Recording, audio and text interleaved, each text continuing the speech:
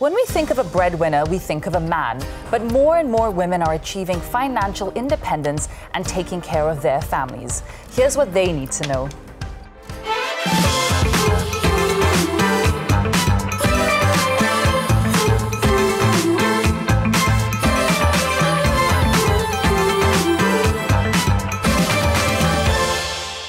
Hello everyone, thank you so much for watching Women Talk. My name is Deborah. And my name is Zoraya, and today we're going to be speaking about the bearer of the financial burden and how these traditional roles actually seem to be changing. In fact, there's an amazing statistic from 2019 that says almost 40% of all of the Malaysian workforce comprise of women.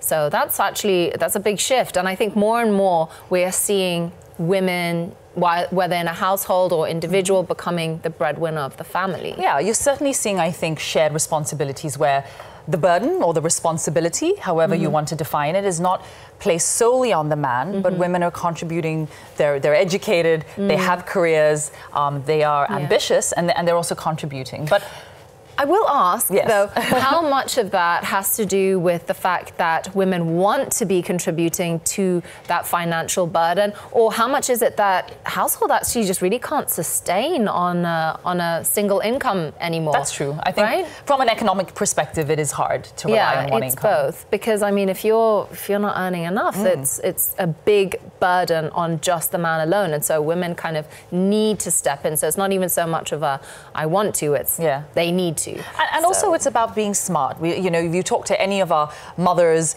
or we talk to any, you know, smart person who's going to advise you on financial management, they're going to say, make sure you're protected. Do never rely on one sole person for your financial... Don't put all your eggs in one basket, kind of thing. Yes, and so we have two lovely ladies joining us today. We have Muhaini Mahmud. You are a co-founder of Kiddocare, an online platform for on-demand babysitters. I remember when you launched that, it was a huge need for a lot of working women out there having professional childcare to take care of their kids. We're going to talk to you a lot more about that and many other topics. And Joanne Khan, thank you so much for joining us. Stand-up comedian and single mum. How many kids do you have? Only one. That's only one. Okay. And I think, Muhaini, yourself, one as well. One as well. Okay, great. But one is enough, right? I mean, that's already a financial... For now, yes. At the moment. So, talking about financial independence and being financially free, right? What does it mean? What should it mean, actually? I mean, to yourselves, but what should it mean to every woman out there, regardless of their status, regardless of where they are in life? Well, coming from a single mom's perspective, I've always been alone in this journey. You know, being a single mom, having to earn myself, even before I was a mother. So it naturally just became a bigger workload for me. You were talking about being breadwinner. I cannot even imagine a time when I wasn't the breadwinner, because the household is only me and my daughter. And the thing is, when you have nothing else, there's no support system, my parents are not around and all that, you kind of need to find a way to manage, to literally survive. So the survival mode for single moms are very different. You know, when they get into that gear, it becomes almost like, you know, needing to ensure that you finish that race. So do you think that with these changing roles that more and more women are becoming the breadwinner, do you think that this is a response to a need, that there's more and more economic need for women to fill in the workforce? Definitely. Look at two things. The economy is dropping, right? And the workforce, there has to be a way where you can feed the family. And I say this in the means that I'm not talking about extra luxurious things and all that. But when you're in a family of, let's say, father, mother, and the children, and there'll be a time when you kind of need to put in your efforts as well. Because the most important core of it is to ensure that your family survives. I mean, that's what you said, right? Wendy, we were talking about that, right? So shared responsibility. Muhaini, what are your takes? Okay, for me, it is discretional, depending on the family's net disposable income. So like for me, I'm a single woman. If a woman is essentially, I mean, if she gets into a relationship and a marriage and and it's just to bear and raise children, then I would say that the spouse would obviously have to bear the financial burden. Yes. You know, but you see the women these days, you know, modern days, you know, they work, they earn an income, and then high cost of living right now. So, I mean, living in KL, the rent is expensive, price of food, everything is expensive now. So, I feel that, you know, it's good for the women to help share the responsibility, the financial responsibility. It's okay now to help the spouse. Interesting. Yeah. I mean, there's no really like one solution, right? Again, like every single family is going to be a little bit different. Yes. We're also talking about situations where maybe the mother or the wife is earning more than the husband, and in which case And then that you happens have a lot now, you know? Yeah. Yes. So there's a lot of different ways that you can kind of look at these bearer of the financial burden, but I really think it comes down to situational. Yeah, being able to communicate, being able to talk through your family unit to see what works best for you. And then, of course, leaning on your environment, leaning on your support system to see, because that's important too, right? Yeah. We're going to take a quick break. We'll come back after this.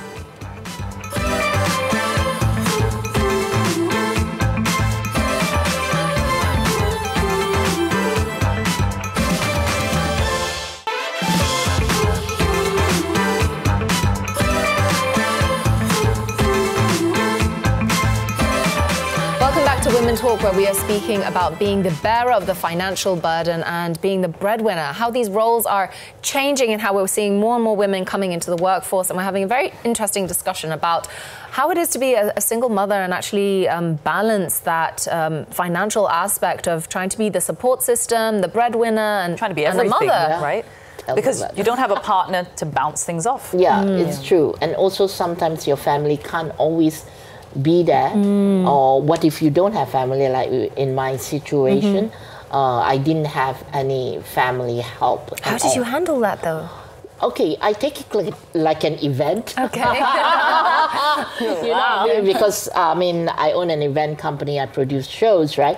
So I take it like, okay, this is like the show of my life. Okay. So if you can't do everything, you need to find certain people that can help you support it. For example, I need to go and work. So what do I need to do? I need to find someone who could take care of my daughter. So, right, I have to work in order to be able to get a helper to do that. So I was very lucky in the sense that I managed to find a helper that actually was with us for about 10 to 15 years. Amazing. All right, so she was godsend. But for working women, I think the main thing we always feel is guilt. Because we are not there to spend that, you know, precious moment where you say, oh, 3 months you just stay with your baby, 6 months you It's a luxury. Yeah, you make sure that you're there for her first step, her first words. I couldn't do that. After my cesarean, 1 month after that, I was up on stage. Wow. I had to earn. Yeah. There's a trade-off, I think. There's a trade-off, a real painful, conscious trade-off that you have to make as a single parent. Mui, if I could ask you, what more could be made available to single moms in Malaysia? For me personally, I think the government and maybe corporate organizations should, you know, have all these incentives to help all mothers, not just single moms, not just mothers. Because you see a lot of professional women, they actually leave the workforce to take care of their children. And not just children, elderly care too. They either they leave the workforce to take care of their children or to take care of their parents. So I feel that we should introduce incentives. I personally hope to see more support and incentives from the government and also from corporate organizations to provide to give more incentives to care service providers, both for children and also elderly care. For example, you know, flexible working hours.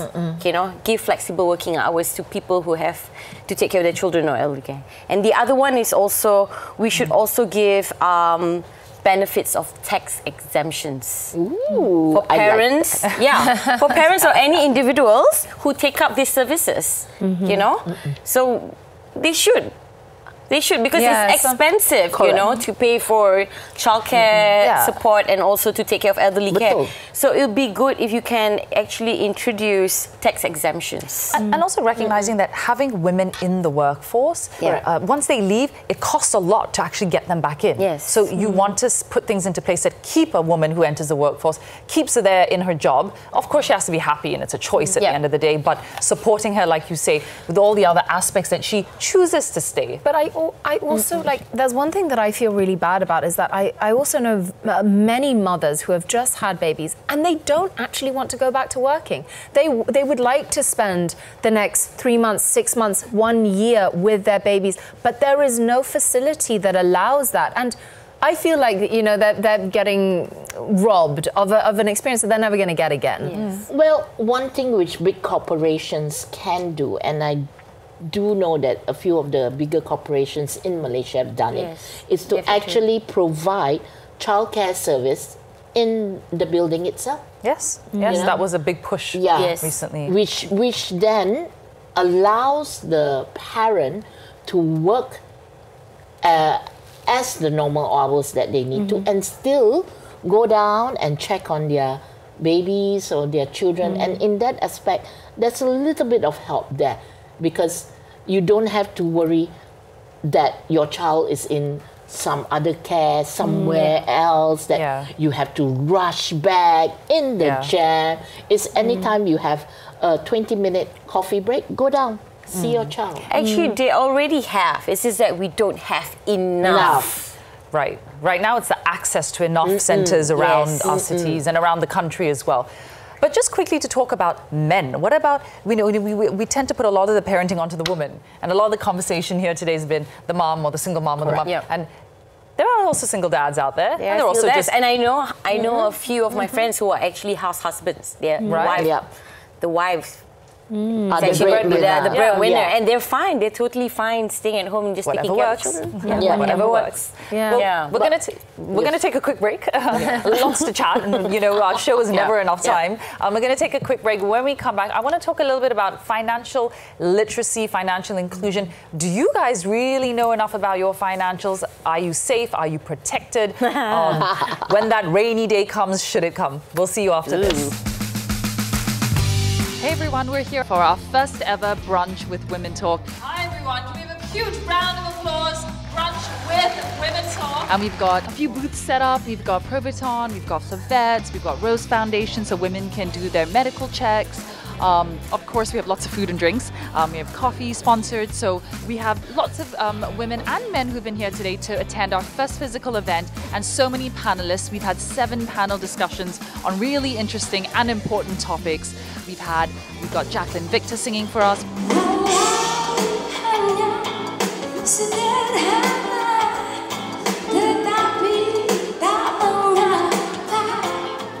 We have Nandini, we have Malaysian businesswomen, Jen Low, Elizabeth Yong, so many fantastic people here, and we've been having a really great time engaging with our audience, with our viewers, our listeners, and this is what it's all about, right? Having important conversation about issues that should matter to all of us, you and me, and being able to change mindsets, start conversations, and collaborating, working together to see change happen around us. So we hope you guys also enjoy the conversations. Get in touch with us on Instagram if you want to learn more, and tell us what we should be talking about next.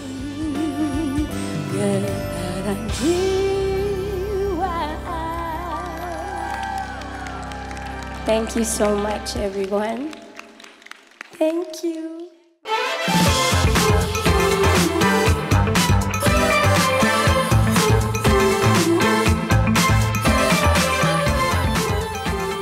We we are speaking about being a breadwinner and sharing the financial responsibility. And actually, during the break, we were speaking about something which I find really important, is that I know many mothers that have to end up going back into working right after having a child, but they're always saying, you know, oh, I actually wish I was with my kid. And it's this thing you were saying earlier about mum's guilt, you know? And I feel like this is a sentiment that's felt across many different women, but they have to go back into working because the paid leave only lasts 3 months. And I think that in Malaysia, that is the official legal amount, right? And I think they're fighting that they're fighting to make it 6. Yes. There was a recent increase, but probably not enough. Yeah, I think it increased to 3 from 2, if I'm not mistaken. From 2 to 3. Yeah. I think at the moment they are... Okay, another way, my suggestion. I've not done a Monday to Friday job, of course. So our jobs are usually on a weekend. It's a bit different. But let's say if I was going into a workforce, I would be very happy if, let's say, my company allows me to work from home, maybe twice a week, you know? I know it's not the perfect solution.